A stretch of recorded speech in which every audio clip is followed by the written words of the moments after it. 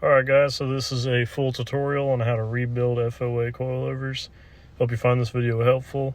There aren't many resources on this online, and the videos on YouTube are pretty old, so I decided to do this today since it was the job that we were working on up in the shop. So obviously we already got these off the truck. First thing we're going to do is pull these springs off the shock, and we're going to get the shaft cleaned up just a little bit before we move it over to the vise and start breaking it down.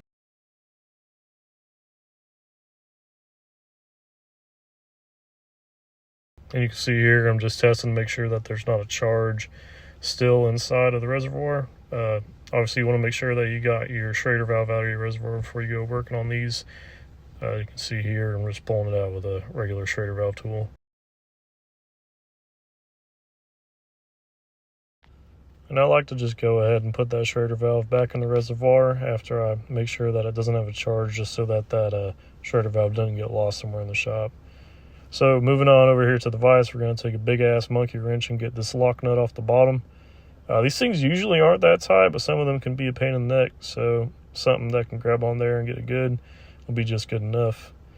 And we're going to go ahead and unscrew this lock nut. These things, they hold quite a bit of fluid, but just go ahead and press that down, that inside piston there, or valve, or whatever you want to call it, and get that C-clip out.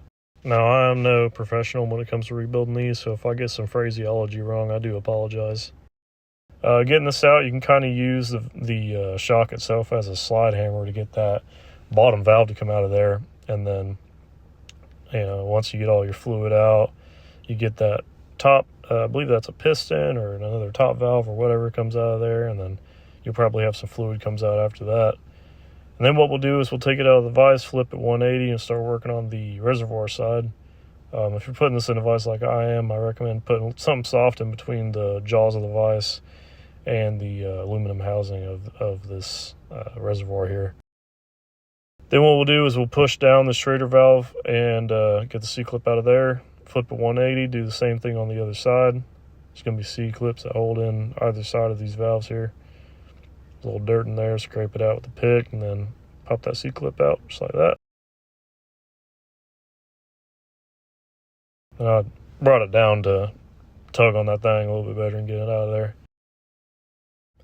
Now, there's a couple ways you can do this. This is how I did it. Just take the soft end of my ball peen hammer here and just kind of tap on her to get it to come out at the end of the reservoir. This is going to be the two nitrogen charge valves at the end of the reservoir.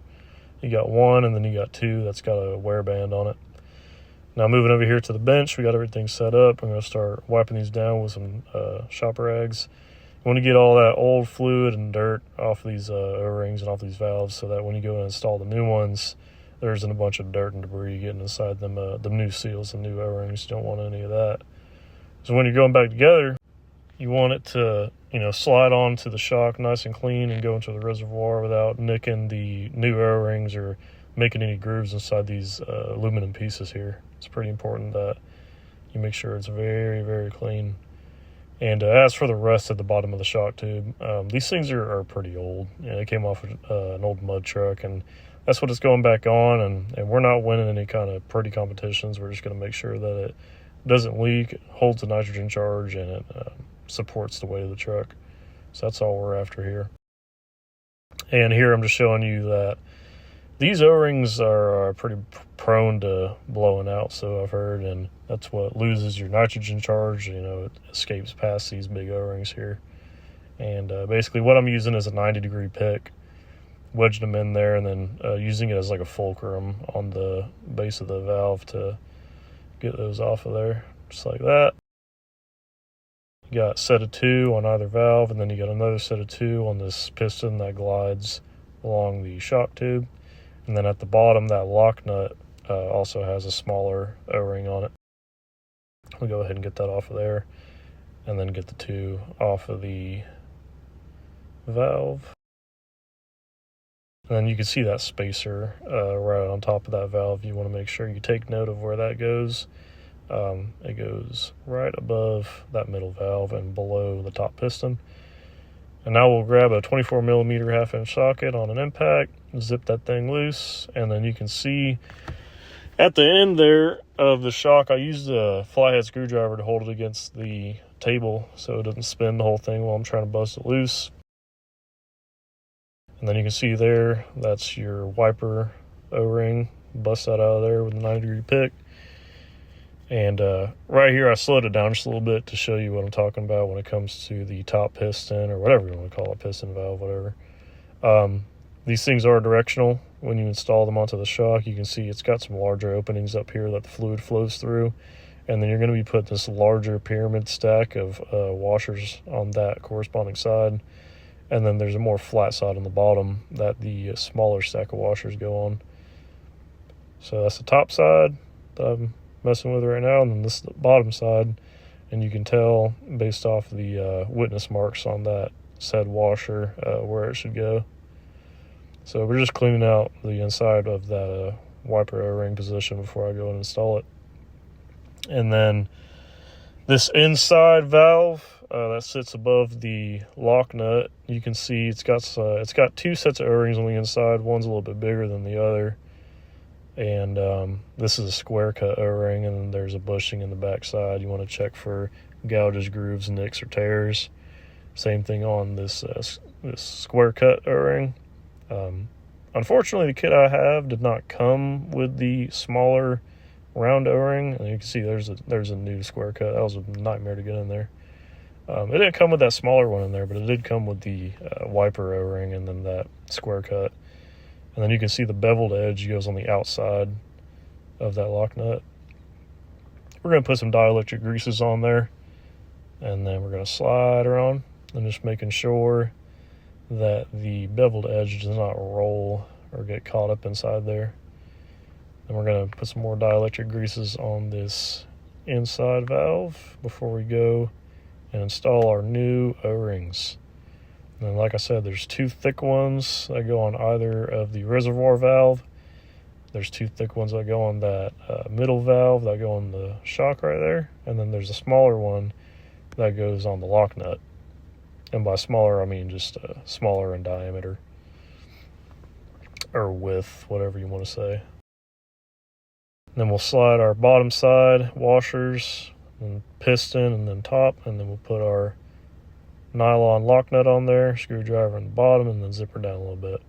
Now these things do not need to be that tight. I believe the spec is about 36 foot-pound. I just zipped it down until the piston did not rotate and it felt good in my hands. And we'll just lube these up a little bit more before we bring it back over to the vise and start sliding these things into their home.